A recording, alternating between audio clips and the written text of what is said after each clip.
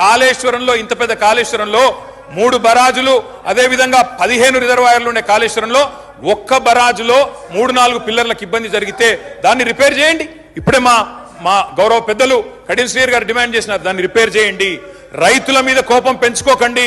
కేసీఆర్ గారి మీద కోపం ఉంటే రాజకీయంగా ప్రయోజనం కావాలనుకుంటే ప్రయత్నం చేయండి, కానీ ఆ ప్రాంత రైతాంగం పట్ల కక్ష కట్టవద్దు. నింపండి, మేడిగడ్డ నింపండి, కాళేశ్వరంలో పంపింగ్ స్టార్ట్ చేయండి.